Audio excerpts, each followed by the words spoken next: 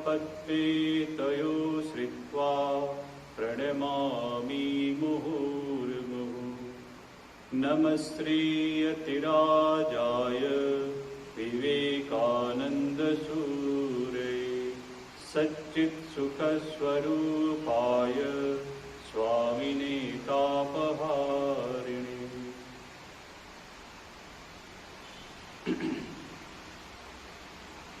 हम लोग चर्चा कर रहे थे भगवान श्री रामकृष्ण देव की दिव्य लीला। उसमें हम लोग ने देखा था कि बचपन से ही श्री रामकृष्ण देव अलग अलग प्रकार की लीलाएं करते थे।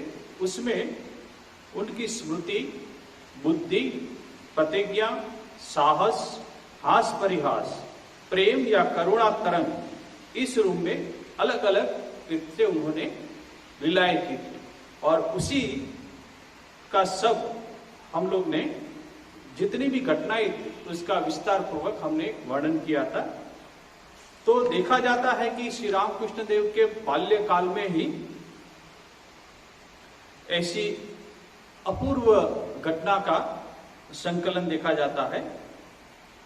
तो कहते हैं कि श्री रामकृष्ण देव के बाल्यकाल की पूर्वोक्त घटनाओं की मीमांसा, मीन्स के जितनी भी घटनाएं हम लोग ने अभी तक वर्णन किया है उसमें मीमांसा के द्वारा हमें ये ज्ञात होता है कि वे किस तरह की मानसिक स्थिति को लेकर साधना क्षेत्र में अग्रसर हुए थे। क्योंकि बचपन से ही उनकी मानसिक स्थिति कैसी थी वो उनकी सब जो लीलाएं हैं उससे हम लोग को पता चलता है।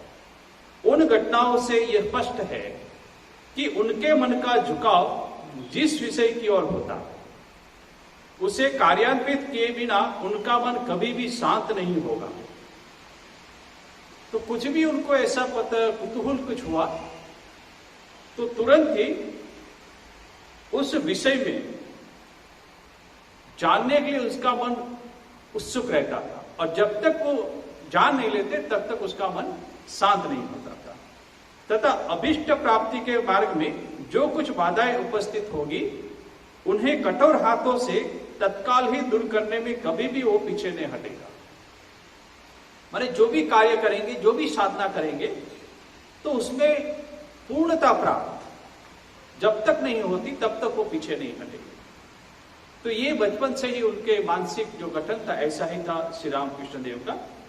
साथ ही यह भी स्पष्ट है कि इस प्रकार का हृदय ईश्वर पर तथा अपने ऊपर एवं मानव मात्र के अंतर्निहित देव स्वभाव पर दृढ़ विश्वास स्थापित कर संसार के समस्त कार्यों में अग्रसर होगा। नीच अपवित्र भावों की बातों को कहना ही क्या, संकीर्णता की किंचित मात्र गंध भी जिन भावों में दिखाई देगी उन्हें कभी यह उपादेय समझकर ग्रहण नहीं करेगा। साथ ही यह भी हृदयगम होता है कि अपने अथवा दूसरों के अंतःकरण का कोई भी भाव अपना स्वरूप छिपाकर कपट वेश के द्वारा उक्त प्रकार के हृदय मन को कभी भी प्रताड़ित नहीं कर सकेगा। श्री रामकृष्ण देव के अंतःकरण के संबंध में पूर्वोक्त बातों को विशेष रूप से ध्यान में रखकर, देखिए ये बहुत इंपॉर्टेंट है, पूर्वोक्त बातों को ध्यान में रखकर जब हम अग्रसर होंगे तभी हम उनके साधक जीवन की अलौकिकता का यथार्थ अनुभव होगा। क्योंकि अभी श्री रामकृष्ण देव का साधक जीवन शुरू होगा। जब दक्षिणेश्वर में आएंगे तब साधना जो करेंगे तो साधना करने से पूर्व ये हमारे मन में क्लियर होना चाहिए। श्री रामकृष्ण देव जो साधना करेंगे तो मानसिक गठन कैसा था और तभी हम उनके साधक जीवन की अलौकिकता का यथार्थ अनुभव होगा। तो ये श्रीमद स्वामी शारदानंद जी महाराज एकदम स्पष्ट वाक्य में कह रहे हैं। अब हम लोग जानते हैं कि वो कलकत्ता में उनके जो राम कुमार जी थे, अग्रज थे, उनके वहां उनको बुलाया गया था। तब कभी श्री रामकृष्ण देव के साथ उनकी बातें होती थी। तो श्री रामकृष्ण देव के जीवन में साधक का भाव का सर्वप्रथम विशेष विकास हमें उस दिन देखने को मिलता है जब कलकत्ते में उनके अग्रज के संस्कृत विद्यालय में अध्ययन के संबंध में जब राम कुमार जी ने गदाई को शिक्षा प्राप्त करने के लिए, अध्ययन करने के लिए संस्कृत विद्यालय में जब बात उठी, उसके संबंध में कुछ कहा अपने बड़े भैया ने, उनके अग्रज राम कुमार जी के तिरस्कार तथा भर्त्सना के उत्तर में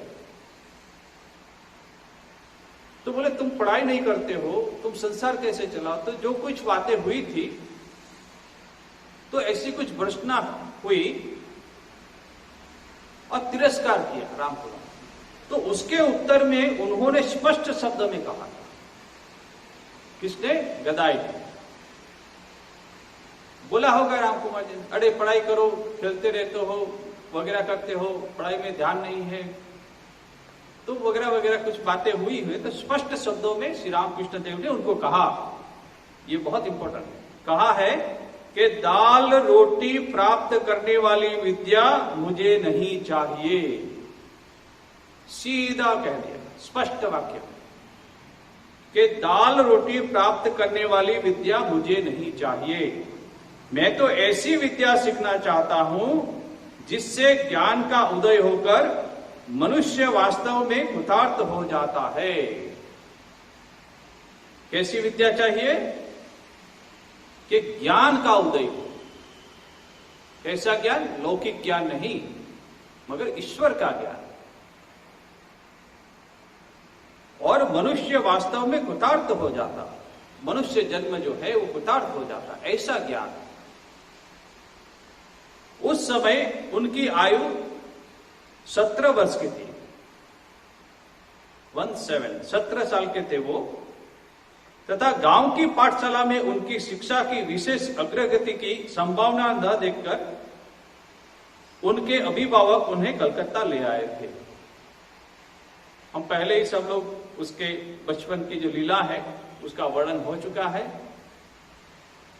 कि पाठशाला में नहीं जाते थे, अपने मित्रों के साथ जो आम का बगीचा था वहां एक नाटक मंडली बना ली थी, वहां पे वो नाटक करते रहते थे, और रामायण महाभारत में जो भी प्रसंग आते थे वो उनका एक दल बना लिया था ना, वो ऐसा करते थे। इसलिए राम कुमार जी ने सोचा कि अभी उसको कलकत्ता ले जाए।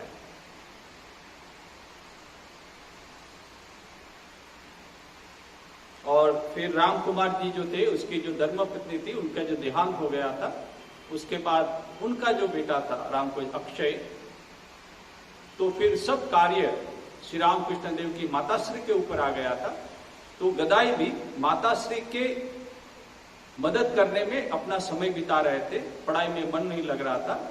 तो ये सब देखते राम कुमार जी ने देखा कि नहीं, इनको अभी यहां से कलकत्ता ले जाएंगे तो वो कुछ अध्ययन करेंगे। तो उस उद्देश्य से श्री राम कुमार उनको कलकत्ता ले आए थे।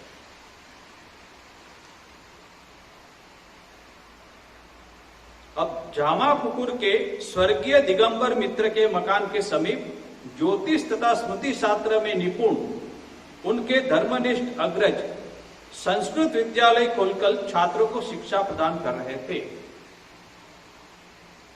साथ ही मित्र परिवार के अतिरिक्त पड़ोस के कुछ अच्छे घरों में भी उन्होंने प्रतिदिन की देव सेवा का कार्य संभाल रखा था। और देव सेवा का अलग एक कार्य उन्होंने संभाल रखा था। नित्य क्रिया समाप्त करने के पश्चात छात्रों को पढ़ाने में ही प्रायः उनका सारा समय बीत जाता था। इसलिए दूसरों के घर पर नित्य प्रति साय प्रातः उपस्थित हो नियम पूर्वक देव सेवा करना थोड़े ही दिनों में उनको बड़ा भार सा प्रतीत होने लगा। तो स्वाभाविक है कि अब छात्र आए हैं, उसको अपनी पाठशाला में पढ़ाएंगे, फिर वहां पे जाएंगे दूसरों के घर, फिर पूजा करेंगे सुबह शाम, तो उनको बहुत ही कष्ट हो रहा था, समय का अभाव के चलते वो संभाल नहीं पाते थे। कौन? राम कुमार जी। फिर भी सहसा उसे त्याग देना उसके लिए संभव नहीं। स्वाभाविक है, कब आय तो होनी चाहिए, तो इसलिए उसको त्याग भी नहीं सकते हैं कि पाठशाला में जो छात्र की संख्या कम है, आय कम हो रही है, तो इसको त्याग भी नहीं सकते। तो ऐसी स्थिति थी राम कुमार जी की। क्योंकि दान आदि के द्वारा पाठशाला की जो आय होती थी वह अपर्याप्त ही नहीं वरन घटती जा रही थी। ऐसी स्थिति में देव सेवा से उन्हें जो पारिश्रमिक प्राप्त होता था उसे त्याग देना संभव नहीं था।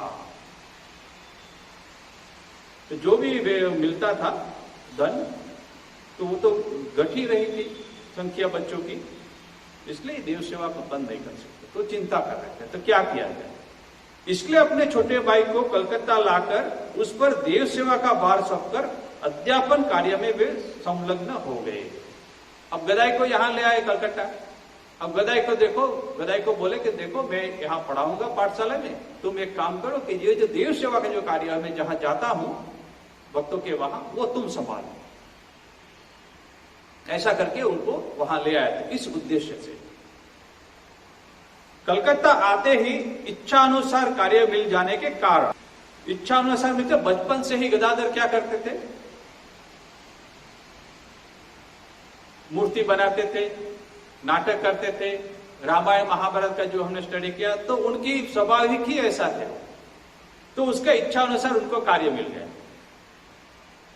गदाधर आनंद पूर्वक उन कार्यों को करने के लिए पश्चात अपने अग्रज की सेवा तथा उनसे कुछ कुछ अध्ययन भी करने लगे। अब मेन काम है देव पूजा, वो अच्छा मिल गया उसको कार्य। अब उसमें से जो समय बचेगा तब जाके वो अध्ययन करते थे और राम कुमार जी की भी सेवा करते थे। गुणशाली प्रियदर्शन बालक थोड़े ही दिनों में यजमानों के परिवार के प्रिय पात्र बन गए। तो जहां जहां वो जाते थे घर में देव पूजा करने के लिए, अब छोटा सा बालक है और इतना प्यारा है तो कुछ ही समय में सबका प्यारा बन गया। कामार पुकुर की तरह यहां भी, अब देखिए कामार पुकुर में जो नाटक मंडली दल बनाया था अपने मित्रों का, बोले यहां भी और बाकी कामार पुकुर में जो लीलाएं थी, जितनी भी जो महिलाएं थी, माता जी थी, उसका जो प्रिय पात्र बन गए थे अपने सरल स्वभाव की वजह से, पवित्रता की वजह से। तो वही स्वभाव अभी यहां भी है। तो यहां भी जहां भी यजमान के वहां जाते तो प्रिय बन गए।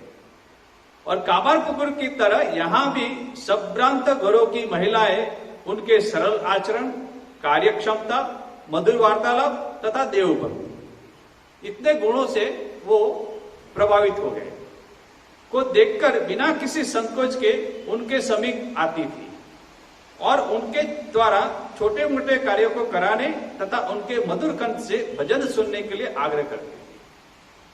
अब जैसे कामार पुकुर में लीला करते थे ठीक वैसे ही लीला यहां शुरू की।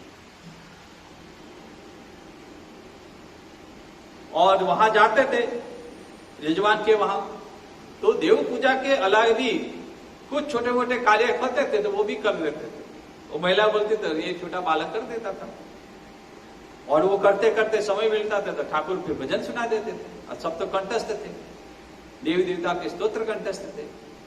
तो ये सब के कारण वहां के जो यजमान के घर में वो प्रिय बन गए। अब हुआ क्या, ये चल रहा है। अब राम कुमार जी जिस उद्देश्य से लाए थे तो ये तो फिर वही लीला शुरू हो गई कामार पुकुर में जो करते थे।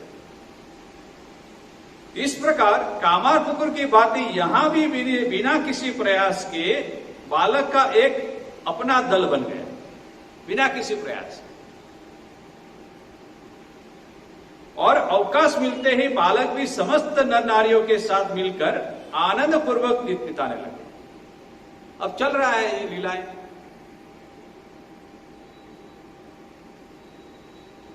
इसलिए यह स्पष्ट है कि कलकत्ता आकर भी बालक की शिक्षा में विशेष उन्नति नहीं हुई। अब पहले ही वो तो पाठशाला में रहते नहीं थे, भाग जाते थे। अब यहां भी आए तो ये दल बन गया। अब भजन गा रहे हैं, दूसरे कुछ कार्य कर रहे हैं,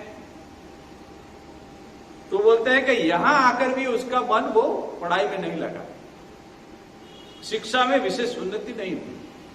अब फिर राम कुमार जी चिंता में पड़ गए कि इसको वहां से इतना दूर ले आए जिस उद्देश्य से, वो भी पूर्ण नहीं हुआ। अब क्या किया जाए। यह सब कुछ जानते हुए भी राम कुमार जी के लिए सहसा अपने भाई से कुछ कहना संभव नहीं हुआ। अब जान रहे हैं कि पढ़ाई नहीं कर रहा है, और फिर यहां दल बना, मगर कुछ भी उसको कह नहीं पाते। उसका कारण क्या है?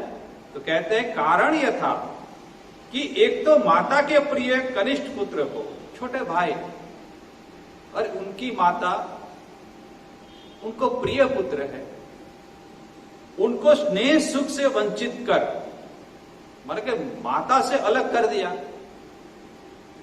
छोटा भाई है उसका, अब माता से वो अलग करके ले आया, वंचित करके वह अपनी ही सुविधा के लिए दूर लेवा लाया।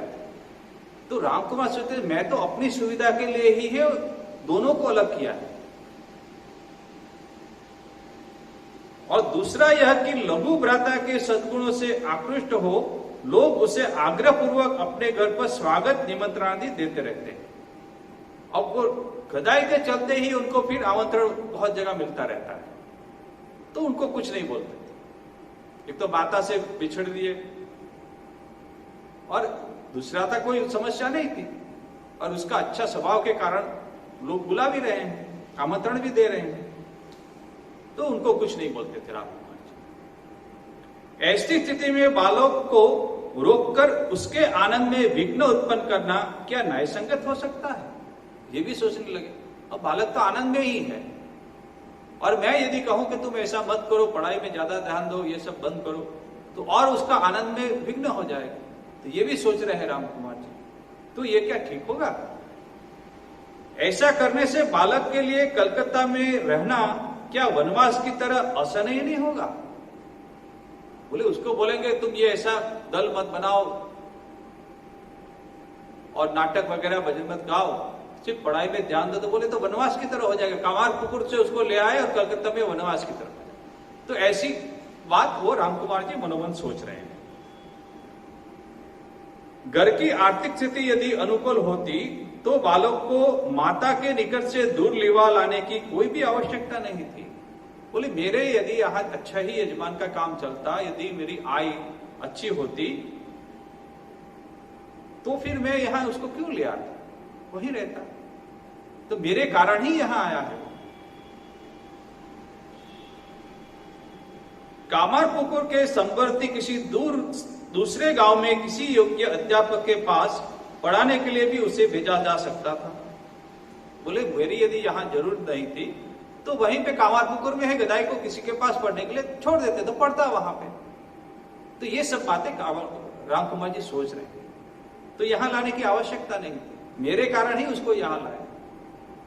उस हालत में माता के समीप रहकर ही बालक पढ़ लिख सकता था, घर पे ही रहता वहां कामारपुकुर में। इस प्रकार की भावना से प्रेरित हो कुछ महीनों तक बालक से कुछ न कहते हुए भी अंत में कर्तव्य की प्रेरणा से कुछ महीना तक चल दी। अब उसको लगा कि ये तो बड़ा हो रहा है दिन दिन, अब यदि गुरु गृहस्थी नहीं करेगा, संसार की बातों को नहीं समझेगा, तो अब मेरा कर्तव्य है। राम कुमार जी बोलते हैं कि अब मेरा कर्तव्य है कि उसको समझाना। कर्तव्य की प्रेरणा से, क्योंकि वो वहां से ले आए, अब यहां भी यदि वो कैसा करेगा, यदि वो ध्यान नहीं देगा पढ़ाई में, तो फिर आगे जाके संसार में कैसे रह जाएगा। तो वो अभी मेरा कर्तव्य है। तो कर्तव्य की प्रेरणा से पढ़ने में ध्यान देने के निमित्त अब उसको बोलेंगे अब पढ़ाई लिखाई करो।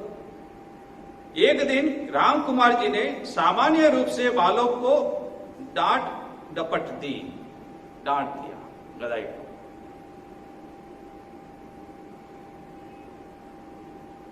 कर्तव्य समझकर कि नहीं अभी उसको समझाना पड़ेगा कि नहीं ऐसे, तो थोड़ी डांट दिया उसको।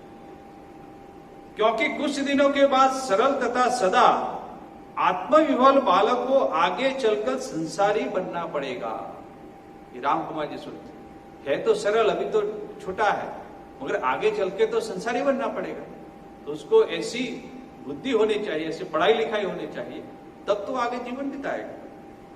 और इसके लिए अभी से उसे नियंत्रित कर उचित मार्ग में चलने की शिक्षा न मिली, यदि इस समय उसको शिक्षा नहीं मिली तो क्या होगा, तो भविष्य में उसके लिए यह कार्य क्या कभी संभव हो सकता है। तब तो बड़े हो जाएगा, तब तो वो फिर ठीक से संसार का जो दायित्व है वो निभा नहीं पाएगा। अतः भातृवात्सल्य तथा सांसारिक अनुभव, एक तो भैया का वात्सल्य है कि मेरा छोटा भाई है, और उनको जो अनुभव हुआ है सांसारिक अनुभव, राम कुमार जी को जो हुआ वो अनुभव, जो खराब अनुभव उनको ना हो, उनको कष्ट ना हो, इसको गदाई हो। तो ये दोनों भावों से, दोनों कारणों से प्रेरित होकर ही राम कुमार जी ने ऐसा किया था। किंतु संसार की स्वार्थमयी कठोर प्रथा का कुछ कुछ अनुभव प्राप्त करने पर भी स्नेह परवश राम कुमार जी को अपने छोटे भाई की अद्भुत मानसिक गठन के बारे में विशेष कुछ ज्ञात नहीं था। अब मानसिक गठन कैसा है श्री रामकृष्ण देव का, तो विशेष, क्योंकि वो कलकत्ता में रहते थे, उन्हें सपने में भी इस बात की धारणा नहीं हुई थी कि उस छोटी सी आयु में ही बालक ने सांसारिक मानवों की सर्वविध प्रचेष्टा तथा उनके आजीवन परिश्रम के उद्देश्य का परिचय प्राप्त कर चंद दिन की प्रतिष्ठा तथा भोग सुख को तुच्छ मानकर, चंद दिन का, अब ये पता नहीं था राम कुमार जी कि श्री रामकृष्ण देव के मन में क्या चल रहा है। क्या चल रहा है? चंद दिन की प्रतिष्ठा तथा भोग सुख, संसार के जितने भी भोग सुख है वो, उसके बारे में श्री रामकृष्ण देव की क्या धारणा है, तो तुच्छ मान गया कि भोग सुख तुच्छ माना है। उसने मानव जीवन का दूसरा ही उद्देश्य निर्धारित किया है। अब ये बात राम कुमार जी को अंदर अंदर श्री रामकृष्ण देव को निश्चय कर लिया था। जो पहले बोला था ना कि मुझे कैसी विद्या प्राप्त नहीं कर ली, दाल रोटी प्राप्त करने वाली विद्या मुझे नहीं चाहिए, मैं तो ऐसी विद्या सीखना चाहता हूं जिससे ज्ञान का उदय होकर मनुष्य वास्तव में कृतार्थ हो जाता है। तो ये श्री रामकृष्ण देव ने पहले ही कह दिया था। अब दूसरा ही उद्देश्य श्री रामकृष्ण देव ने मनोमन निश्चित कर लिया। अब राम कुमार जी उस संसार में के संसार के जो कर्तव्य है उसको सिखाने में वो संलग्न हुए कि अध्ययन में ध्यान। इसलिए तिरस्कार के भय से विचलित न होकर सरल हृदय बालक ने जब स्पष्टतया अपने हृदय की बातों को उनसे कहा, तब वे उसके तात्पर्य को भली भांति हृदयगम न कर सके, ठीक से समझ नहीं पाए राम कुमार जी। वे सोचने लगे कि माता पिता का यह अत्यंत स्नेह पात्र बालक शायद अपने जीवन में इस प्रकार सर्वप्रथम तिरस्कृत हो, असंतुष्ट होने के कारण ही इस प्रकार का उत्तर दे रहा है। बोले वहां से कांवरपुकुर से यहां ले आया, उसको अच्छा नहीं लगा, इसलिए वो ऐसी बातें कह रहा है कि हमको ये विद्या नहीं चाहिए, दाल रोटी वाली विद्या नहीं चाहिए। उस पर दिन उस सत्यनिष्ठ बालक ने उन्हें अपने हृदय की बात को समझाने का पूरा प्रयास किया। श्री रामकृष्ण ने पूरा प्रयास किया राम कुमार को समझाने कि मुझे ये विद्या नहीं चाहिए, अर्थकारी विद्या को सीखने की इच्छा नहीं है, माने धन उपार्जन करने वाली अर्थकारी विद्या, अर्थ उत्पन्न, धन उत्पन्न, ऐसी विद्या हमको नहीं सीखनी। इस बात को भी उसने नाना प्रकार से व्यक्त किया, किंतु बालक की बात सुनता कौन है? वो समझ रहे तो बालक है, सुनता कौन है? बालक तो आखिर बालक ही है। नहीं, तुम कुछ नहीं जानते हो, हम लोग बड़े हैं, हम लोग ने जीवन देखा है, हम लोग के अनुभव है, सांसारिक अनुभव जो पहले हम पढ़े, तुम कुछ नहीं समझोगे, मैं जैसा कहता हूं वैसा करो।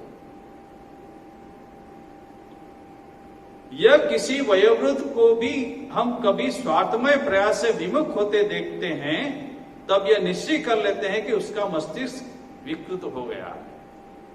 अब ऐसी बात करेगा कि भाई हमको धन नहीं चाहिए, तो तुम्हारा दिमाग खराब हो, तुम्हारा मस्तिष्क जो है वो विकृत हो गया, तुम पागल है। कैसा कभी होता है? संसार में रहना है तुमको, अर्थ उपार्जनकारी विद्या नहीं सीखनी है, तो करोगे क्या? धन नहीं कमाओगे। तो ये सब राम कुमार जी सोच रहे। बालक की उन बातों को उस दिन राम कुमार जी ठीक ठीक हृदयगम नहीं कर सके। किसी विशेष स्नेह पात्रों को कुछ तिरस्कृत करने के बाद जिस प्रकार हम दुखित होते हैं तथा पहले की अपेक्षा उसे 100 गुना अधिक प्यार कर संयम शांति लाभ करने का प्रयास करते हैं, उसी प्रकार अपने छोटे भाई के प्रति भी कुछ काल तक के लिए प्रत्येक कार्य में उनका आचरण होता रहा। अरे छोटा भाई है, ठीक है, समझ जाएगा, छोटा भाई है, समझ जाएगा, छोटा है, ऐसा करके वो समय बिताने लगे।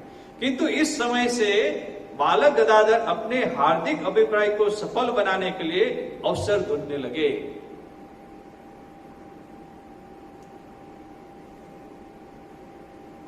पूर्वोक्त घटना के बाद 2 वर्ष तक श्री रामकृष्ण देव तथा उनके अग्रज के जीवन में परिवर्तन का स्रोत कुछ प्रबल रूप से प्रभावित हुआ था। ऐसे ही चलता रहा 2 साल तक, उसको समझाते रहे, वो समझ नहीं रहा है, चलता रहा। अग्रज की आर्थिक स्थिति दिन दिन गिरती जा रही थी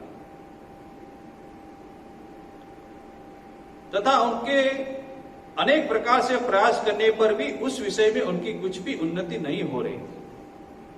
राम कुंवर जी बहुत ही कोशिश कर रहे हैं कि कैसे ज्यादा धन उपार्जन करके संसार चलाया जाए, मगर नहीं हो रहा था उनसे। विद्यालय को बंद कर दूसरा कोई कार्य स्वीकार किया जाए, वो बोले कि अब ये पाठशाला खोली है अध्ययन की, अब इसको भी बंद कर दिया जाए क्योंकि आय नहीं हो रही जितनी चाहिए, दूसरा कोई काम ढूंढा जाए, तो ऐसा सोच रहे हैं। दूसरा कोई कार्य स्वीकार किया जाए अथवा नहीं, इस विषय को लेकर उनके मन में बड़ी उथल पुथल मची थी, किंतु वे कुछ निश्चय नहीं कर पा रहे थे। फिर भी इस बात को अच्छी तरह समझ रहे थे कि संसार यात्रा के निर्वाह के लिए तो स्वाभाविक है, संसार यात्रा तो चलानी ही है, बड़ा हो, शीघ्र ही दूसरा कोई उपाय ढूंढे बिना अन्य कोई मार्ग नहीं है। तुरंत ही मुझे कोई दूसरा उपाय ढूंढना पड़ेगा, ये पाठशाला जो है बंद करनी पड़ेगी और दूसरा कोई उपाय, क्योंकि इस प्रकार समय बिताने से उन्हें अंत में ऋणग्रस्त हो विभिन्न अनर्थों का सामना करना पड़ेगा। अब खाना पीना रहना तो है, धन है नहीं, तो क्या करना पड़ेगा? बोले कहां से पैसा उधार लेके ऋणी होके फिर जीवन व्यापन करना पड़ेगा, तो और समस्या खड़ी हो जाएगी, ऋणग्रस्त हो जाना पड़ेगा। तो ये समस्या उनके सामने खड़ी हुई। किंतु किस उपाय का अवलंबन किया जाए, तो क्या किया जाए, किस उपाय? तो यजन याजन तथा अध्यापन के अतिरिक्त और किसी कार्य की शिक्षा उन्हें प्राप्त नहीं हुई थी। अब बचपन से ही कमर पुकुर में रहे थे तो यही सीखा था, और कोई ज्ञान तो था नहीं और कोई विद्या प्राप्त नहीं थी जिससे ये कार्य बंद करके दूसरा कार्य हम करें। अब उम्र भी हो चुकी थी, तो यजन याजन और अध्यापन ये 3 ही तो काम जानते थे। एवं प्रयास पूर्वक सम उपयोगी किसी अर्थकारी विद्या सीखने का उनमें उद्यम तथा उत्साह भी नहीं था। अब उम्र हो चुकी, अब कितना क्या कब सीखेंगे ना। साथ ही यदि उस प्रकार की शिक्षा प्राप्त कर अर्थार्जन के लिए प्रयास भी किया जाए तो उन्हें भजन पूजन आदि के लिए अवकाश मिलना भी कठिन होगा। अब दूसरा कुछ सीख भी ले, कुछ कार्य कर, तो फिर ये पूजन पाठन होगा ही नहीं, उसके लिए समय नहीं रहेगा, क्योंकि बचपन से जो संस्कार हुए हैं तो वो तो करना ही है घर में, तो वो भी समस्या होगी। थोड़े ही में संतुष्ट तथा साधु स्वभाव राम कुमार जी वैषयिक कार्यों में विशेष उत्साही नहीं थे, इसलिए श्री रघुवीर की इच्छा पर निर्भर हो उक्त चिंताओं से मन को हटाकर बहुत सोचा, मतलब छोड़ो, अब जो रघुवीर की इच्छा होगी वो होगा, ऐसा सोच लिया। हटाकर क्या बोले, पहले क्या कहा, हटाकर वो पहले जो कुछ कर रहे थे विषण हृदय से उसी में लगे रहें। अब रघुवीर के ऊपर छोड़ दो, भगवान के ऊपर छोड़ दो, जो होगा होगा, अब जो कर रहे हैं वो कर रहे हैं, ताकि दूसरा कोई मार्ग नहीं। इस प्रकार अनिश्चित स्थितियों में ईश्वर की इच्छा से एक घटना के द्वारा मार्गदर्शन मिल जाने के कारण राम कुमार जी थोड़े ही समय में चिंता मुक्त हो गए थे। कुछ एक मार्ग मिल गया था तो फिर थोड़े चिंता मुक्त हो गए थे। तो ये था कलकत्ता में राम कुमार जी और श्री रामकृष्ण देव के समय का विवरण। अब हम चलते हैं दक्षिणेश्वर काली मंदिर में, वहां की लीला श्री रामकृष्ण देव की, उसका थोड़ा अध्ययन करते हैं। तो दक्षिणेश्वर काली टेम्पल जो है उसकी बातें कुछ हम लोग कहते हैं। तो सन 1850 में राम कुमार जी ने कलकत्ते में जिस समय संस्कृत विद्यालय स्थापित किया था, उस समय उनकी आयु लगभग 45 वर्ष की थी। उसके कुछ दिन पूर्व ही घर की आर्थिक स्थिति खराब होने के कारण वे चिंतित से हो गए थे। उनके एकमात्र पुत्र अक्षय का जन्म होते ही उनकी धर्मपत्नी का देहांत हो चुका था। ये हम लोग ने पहले जब रामकृष्ण देव का बाल्य जीवन देख रहे थे तब इसका हमने वर्णन किया था कि राम कुमार जी को एक विशेष शक्ति प्राप्ति, वो भविष्य देख सकते थे। तो राम कुमार जी को पता लग गया था कि ये जो मेरी पत्नी है, जब उसको पुत्र प्राप्ति होगी तो उसी समय उसका देहांत हो जाए, उनको पता था। तो जैसे ही अक्षय का जन्म हुआ तो उनकी पत्नी का देहांत हो चुका था।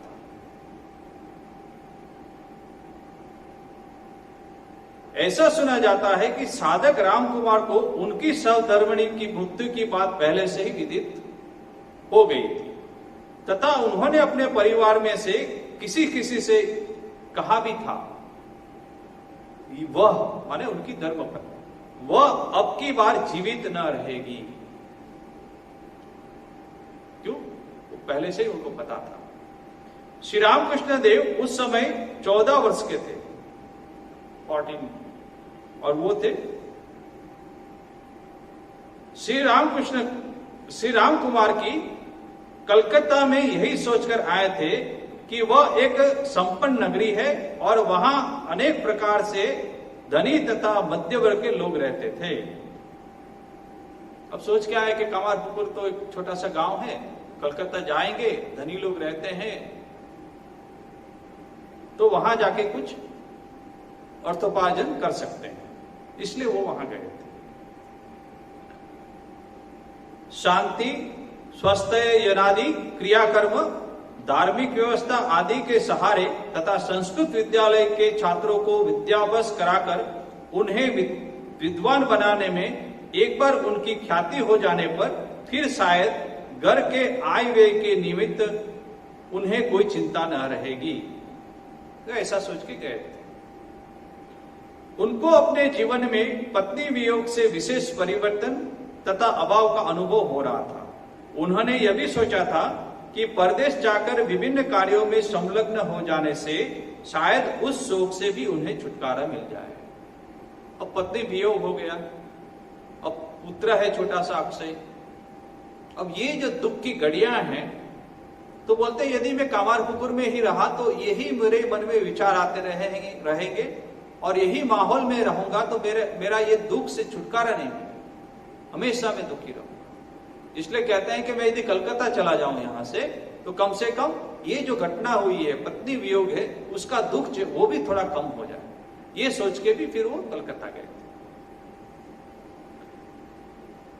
जामापुकुर में संस्कृत विद्यालय प्रतिष्ठित होने के कोई 3 वर्ष बाद जिस उद्देश्य से वे श्री रामकृष्ण देव को कलकत्ता लाए थे तथा सन 1852 में कलकत्ता आकर श्री रामकृष्ण देव ने जिस प्रकार 3 वर्ष व्यतीत किए थे उसका उल्लेख हम इससे पूर्व कर चुके थे।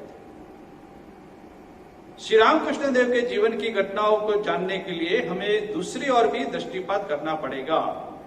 दान आदि प्राप्त करने की सुविधा के लिए उनके अग्रज जिस समय छातू बाबू के दल में सम्मिलित हो अपने विद्यालय की उन्नति करने के लिए हुए थे, उस समय कलकत्ते में ही अन्यत्र एक जगह किसी विशिष्ट परिवार में ईश्वर इच्छा से जिस घटना परंपरा का उदय हो रहा था, अब उस और हम पाठक पर ध्यान आकृष्ट करेंगे। ये रामकुमार के चल रहा। अब आता है दक्षिणेश्वर में रानी रासमणी।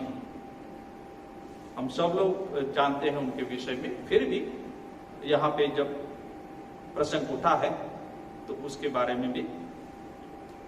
कलकत्ते की दक्षिण और जान बाजार नामक मोहल्ले में सुप्रसिद्ध रानी रासमणी का निवास स्थान था। क्रमशः 4 पुत्रियों की माता बनने के पश्चात 4 पुत्री 44 वर्ष की आयु में रानी विधवा हो गई।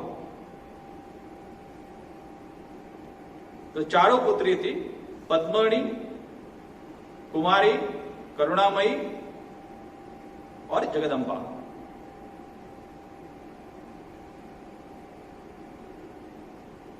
उसके बाद वे अपने स्वर्गीय पति राजचंद्र दास की विशाल संपत्ति की वे स्वयं देखरेख करने लगी। कौन? रानी रासमणी। 44 वर्ष की आयु, विधवा हो गई, 44 ईयर्स। और उस उम्र में पूरी जितनी भी मिलकत थी, संपत्ति थी, उसकी पूरी देखभाल की जवाबदारी उनके ऊपर आ गई, क्योंकि पति चले गए और बाकी सब तो पुत्रियां हैं, पुत्र है नहीं, तो क्या करें?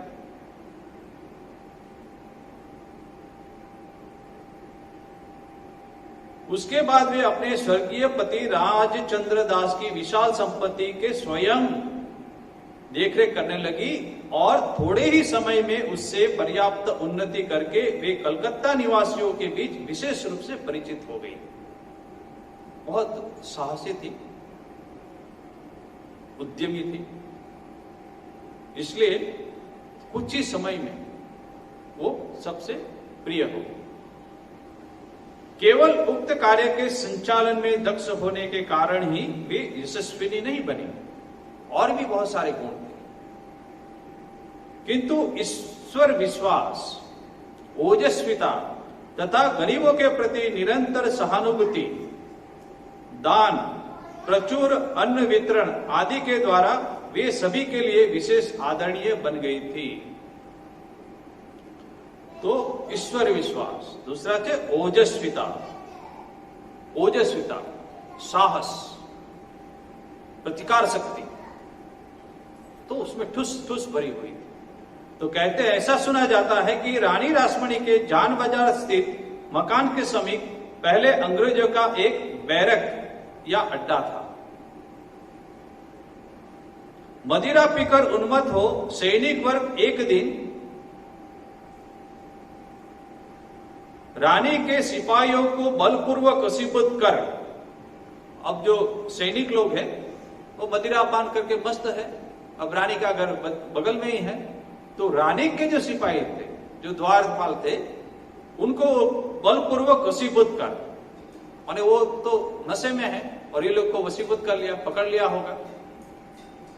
मकान के भीतर प्रविष्ट होकर, और वो सैनिक लोग मकान के भीतर घुस गए, इसके रानी रासमणी के मकान में घुस गए, लूटमार करने लगे। वो सैनिक लोग जो है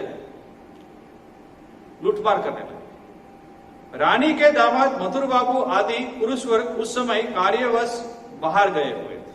अब मथुर बाबू थे, उसके जमाई थे, वो भी कार्यवश बाहर गए, कोई नहीं यहां पे, कौन रक्षा करेगा, कौन सामना करेगा? और ये लोग तो मदिरा पान करके लूटपाट कर रहे हैं। किसी प्रकार की रुकावट न होने के कारण सैनिकों को अंतपुर में प्रवेश होते देखकर, अब वो जितने भी थे उसको तो वशीभूत कर लिया था, पकड़ लिया था, अब कोई नहीं है, बोलो चलो लूटपाट करो, और अंतपुर में चले गए जहां कोई नहीं जाता, और उसको प्रविष्ट होकर देखकर रानी स्वयं अस्त्रादि लेकर उनको रोकने के लिए प्रस्तुत हुई थी। माने जितने भी साधन, तलवार हो, जो भी हो, वो सब लेके रानी रासमणी उनको मारने के लिए गई थी, उनको रोकने के लिए। तो ये जो ओजस्विता थी, तथा गरीबों के प्रति निरंतर सहानुभूति। और जितने भी गरीब थे उसके प्रति रानी रासमणी का बहुत सहानुभूति, बहुत प्रेम था। तो उसकी भी एक घटना है, बहुत सुंदर घटना है। कहा जाता है कि गंगा जी में मछली पकड़ने के लिए, अब दक्षिणेश्वर है उसके बगल में, हम जानते हैं विशाल मां गंगा का प्रवाह है, प्रवाहित हो रही है। तो वहां जितने गरीब है जो मछली पकड़ते हैं, मछुआरे, तो मछली पकड़ते थे। तो मछली पकड़ने के लिए धीवरों पर अंग्रेज सरकार ने एक बार कर लगा दिया कि आप लोग मछली पकड़ेंगे इस जगह पे, कि आपको टैक्स देना पड़ेगा, कर देना पड़ेगा। उन धीवरों में से अधिकांश रानी की जमींदारी में रहते थे, और रानी की भी जमींदारी है, और वो गरीब लोग जो है उसी एरिया में रहते थे। तो उसके अंडर थे रानी रासमणी। कर के बोझ से तंग आकर उन लोगों ने रानी के समीप अपने कष्टों को निवेदित किया। अब एक दिन दो दिन ठीक है, अब रोज ये ऐसे तंग करते हैं, कर देना पड़ेगा, हम लोग मछली इतनी पकड़ते हैं तो कर इतना देना पड़ेगा। तो ये बात रानी रासमणी को कहा, किसने? वो मछुआरे, कि देखिए हमारे ऊपर कर लगा दिया और मछली पकड़ रहे, हम लोग गरीब हैं और आपके तो उसी में रहते हैं, हम जमींदारी में। उनकी बातों को सुनकर रानी ने उन्हें आश्वासन दिया। क्या दिया आश्वासन? तथा पर्याप्त धन देकर राज्य सरकार से, अब आश्वासन देते, अच्छा तुम लोग जाइए, हम देखेंगे। किसको? मछुआरे को, आप जाइए, ठीक है मैं देखती हूं। अब क्या किया रानी रासमणी? अपनी बुद्धि लगाई, चतुर थी, साहसी तो थी।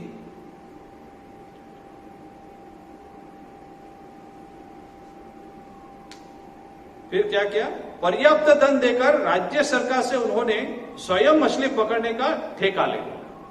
अब राज्य सरकार के लिए धन तो था ही उनके पास, जमींदारी थी बड़ी, तो बोले लीजिए धन और हमें खुद मछली पकड़ो, मुझे कुछ जगह दे दीजिए कि इस जगह पे मुझे मछली पकड़ने का।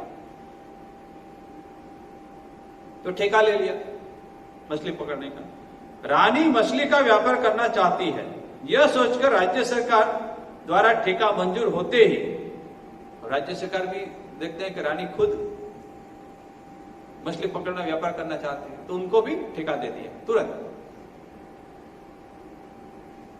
अब ठेका तो मिल गया, अब रानी रासमणी को मछली नहीं पकड़ना था, उसका तो उद्देश्य दूसरा था। यह सोचकर राज्य सरकार द्वारा ठेका मंजूर होते ही क्या किया रानी ने? देखिए बहुत अद्भुत है। रानी ने गंगा जी के कुछ भाग में एक किनारे से लगाकर दूसरे किनारे तक, जैसे ठेका मिल गया, मंजूरी मिल गया, तो गंगा के एक किनारे से दूसरे किनारे तक क्या किया? साकल द्वारा इस प्रकार घिरवा लिया, बड़ी बड़ी चेन होता है ना, वो चेन से उस जगह को घेर लिया मछली पकड़ने के लिए, कि सरकारी जलयानों का उसमें प्रवेश होने का मार्ग प्रायः अवरुद्ध हो गया। मैंने ऐसे करके घेरा उसको, बड़ी बड़ी साकड़ लेके, कि सरकारी जो बड़े बड़े जहाज होते थे तो उसी रास्ते से जाते थे। अब वो आना बंद हो गया, वो लोग को कष्ट हो रहा है, अरे हमारा जहाज नहीं जा रहा है। तो ये बुद्धि लगाए इसने रानी रासमणी, और प्रायः अवरोध बंद हो गया। तब राज्य सरकार ने रानी के उस कार्य का प्रतिवाद किया। स्वाभाविक है, अरे आपने साकड़ लगा दी, हमारा तो जहाज आना बंद हो गया। तो उन्होंने प्रतिवाद किया। रानी ने कहला भेजा, देखिए अब प्रतिवाद कर लिया। अब रानी इसी दिन की राह देख रही थी कि कब प्रतिवाद हो और मैं उनको कहूं, मुझे तो मछली नहीं पकड़ना। उनका उद्देश्य तो दूसरा था, जो गरीब थे उसके ऊपर जो कर लगाया गया था उसका समाधान उसको ढूंढना था, उसको मुक्ति मांगना चाहते थे। तो रानी रासमणी ने क्या किया? उनको बहुत सुंदर कहा, मैंने पर्याप्त धन देकर नदी में मछली पकड़ने का अधिकार आपसे मोल लिया है। मैंने धन दिया है, पर्याप्त धन दिया और अधिकार प्राप्त किया, यहां मैं कर सकती हूं यह कार्य, आप कुछ नहीं कर सकते। तथा उसी अधिकार के बल पर, जो ठेका लिया उसी अधिकार के बल पर मैंने ऐसा किया है। फिर कारण यह है कि नदी में होकर जलयानों के निरंतर यातायात से मैंने ये साकड़ क्यों लगाई है? बोले आपके बड़े बड़े जहाज जो इधर उधर जाते रहते हैं उसके कारण यातायात से क्या होता है, मछलियां इधर उधर भाग जाती है। बोले जहाज जब जाती है तो उसके जो पानी खलबड़ाता है तो उसमें से वो मछलियां भाग जाती है, तो मैं पकड़ नहीं पाती हूं, मेरा तो नुकसान हो जाएगा। इसलिए मैंने साकड़ लगा दी कि यहां से कोई जहाज नहीं जाएगा। और माने इधर उधर मछलियां भाग जाती हैं और इससे हमारा बहुत नुकसान होने की संभावना है। अतः मैं साकलों को हटाने की आज्ञा कैसे दे सकती हूं? ये तो घाटा हो जाएगा, साकल नहीं हटेगी, आपको जो करना है करो। किंतु यदि सरकार, आप पॉइंट पे आई, किंतु यदि सरकार नदी में मछली के पकड़ने के लिए जो नया कर लगाया गया है उसे हटाने को प्रस्तुत हो, जो आपने जो गरीब जो है दीवारों के ऊपर जो कर लगाया है, यदि आप हटा देंगे, यदि वो आप मान्य करेंगे, तो मैं भी अपने अधिकार को स्वेच्छापूर्वक त्यागने को तैयार हूं। यदि आप कार हटा लेंगे तो ये जो साकड़ लगी है वो मैं हटा दूंगी, नहीं तो रहेगी, वो आप समझिए। अन्यथा इस विषय को लेकर मुकदमेबाजी होगी और राज्य सरकार को मेरा पूरा हर्जाना देना होगा। यदि मुकदमा में ये किया, यदि मुझे नुकसान हुआ तो जितना भी नुकसान होगा तो आपको देना पड़ेगा। अब क्या हुआ? सुना जाता है कि रानी की इस प्रकार युक्तपूर्ण तर्क से तथा यह समझकर कि गरीबों की सेवा तथा धीवरों की रक्षा के निमित्त ही, सरकार भी समझ गई कि रानी तो इतना बड़ा उसका जमींदारी, उसको मछली पकड़ने की क्या अवस्था पड़ी। वो समझ गए कि रानी तो मछली पकड़ना नहीं चाहती, वो तो ये जो गरीब लोग हैं, धीवरों हैं, जो उसकी सेवा के लिए, गरीबों की सेवा तथा धीवरों की रक्षा के लिए, कि कर हटाने के लिए, रक्षा के निमित्त ही रानी का यह प्रयास है। राज्य सरकार ने थोड़ी ही दिनों में उस कर को हटा लिया, तुरंत हटा लिया। एवं धीवर लोग पहले की भांति नदी में बिना किसी रोक टोक के अपनी इच्छा अनुसार मछली पकड़ने लगे एवं रानी को आशीर्वाद देने लगे। देखिए सुंदर घटना है, अब समय भी हो रहा है, और इस तरह से रानी जो है सभी के लिए आदरणीय बन गई थी, गरीबों की सेवा के करते करते। अब समय हो गया है, ऐसी बहुत सारी घटनाएं हैं। अभी दक्षिणेश्वर में हम लोग आ गए हैं, तो दक्षिणेश्वर में जो मंदिर की स्थापना हुई वो कब हुई, उसमें जो मां भवतारिणी की जो मूर्ति है, जो प्रतिमा है, उसके बारे में क्या कहानियां हैं, वो सब हम अगले शनिवार को समझने की कोशिश करेंगे। ओम शांति शांति शांति। हरि ओम तत्सत्। श्री राम कृष्णार्पणमस्तु।